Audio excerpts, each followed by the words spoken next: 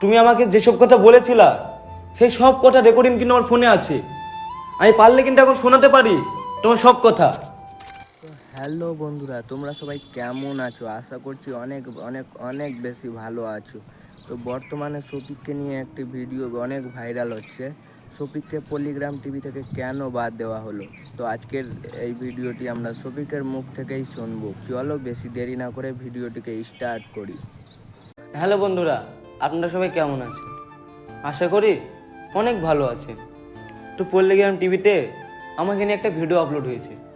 তো আমি স্বপ্নেও ভাবিনি যেরকম ভিডিও পল্লিগ্রাম টিভিতে আপলোড হবে।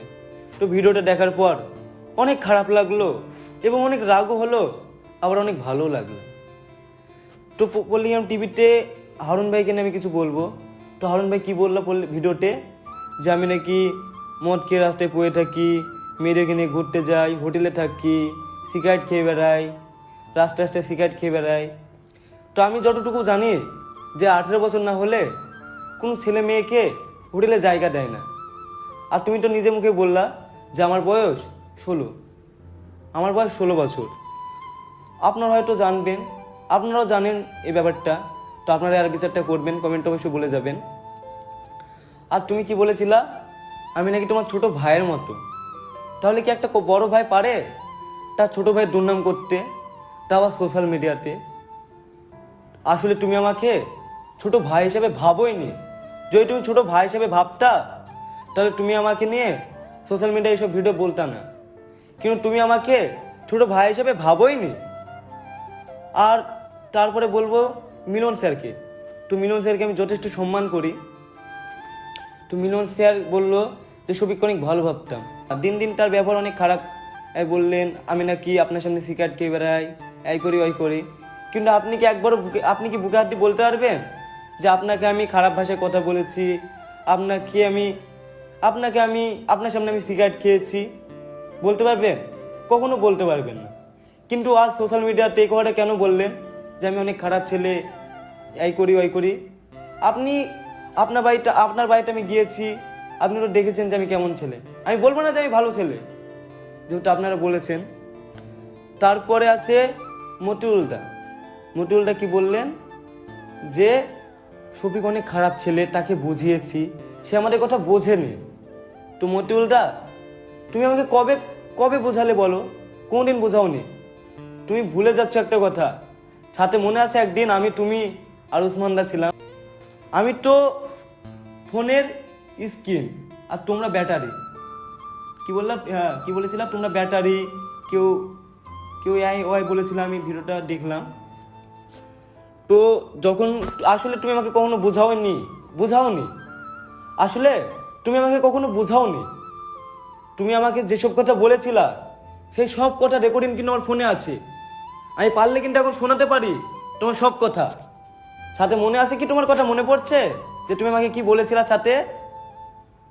সেই রেকর্ডিংটা কিন্তু আমার ফোনে আছে।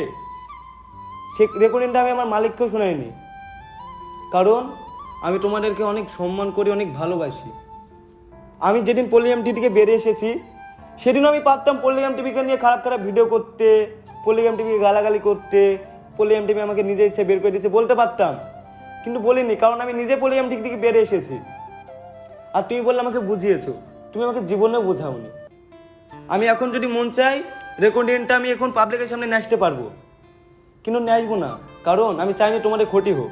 আর হারুন ভাই আর রবি মামা, তোমাকে আমি একটা কথাই বলবো যে তোমরা তোমাদের মতন কাজ করো সুন্দর করে, আর আমাকে আমার মতন ছেড়ে দাও। কিন্তু আমি একটা জিনিস বুঝতে পারছি না, আমি চ্যানেল খুললে আমার চ্যানেলে কে স্ট্রাইক মারছে। আর একটা কথা কি বলেছিলা যে শফিক অনেক খারাপ ছেলে, আর আর কি একটা বেশ বলেছিল, হ্যাঁ শফিক এর সাথে ওই করে বেড়ায়, ওর সাথে ওই করে বেড়ায়, এই বলেছিলে। কিন্তু তোমার মনে পড়ছে আজ থেকে 2 বছর আগে, আর তুমি বললা যে আমার চুল কাটিং নিয়ে, কানে দুল পরি। কিন্তু আজ থেকে 2 বছর আগে যখন আমি ছোট ছিলাম তখন পল্লিগ্রাম টিভিতে কি ভিডিও আপলোড হতো? অনেক সুন্দর সুন্দর ভিডিও আপলোড হতো, যে ভিডিও দেখে আমি নিজে পর্যন্ত হাসতাম, নিজের ভিডিও দেখে। আর এখনকার ভিডিও কিরকম হচ্ছে আমি বলবো না, সেটা পাবলিকই বলবে এখনকার ভিডিও কেমন হচ্ছে। আগেকার ভিডিও অনেক ফানি হতো, আর এখনকার ভিডিও প্রেম ভালোবাসা এরকম টাইপের ভিডিও হচ্ছে। সেটা দর্শক কমেন্টে বলবে যে পলিগ্রাম টিভির ভিডিও এখন কেমন হচ্ছে আর আগে কেমন হতো। কিন্তু আমি আজ পর্যন্ত সোশ্যাল মিডিয়ায় জীবনও বলিনি যে পলিগ্রাম টিভি আমার জন্য চলে, আমি বড় নায়ক হয়ে গেছি, জীবনও বলিনি। কিন্তু আজ ভিডিওটা শুনতে হলো আমাকে হারুন ভাইয়ের মুখে, যে কিনা আমাকে ভাইয়ের মতন দেখে। সে কি বলছে যে শফিক বিশাল বড় অ্যাক্টর হয়ে গেছে, অ্যাটিটিউড দেখায়, এই বললো।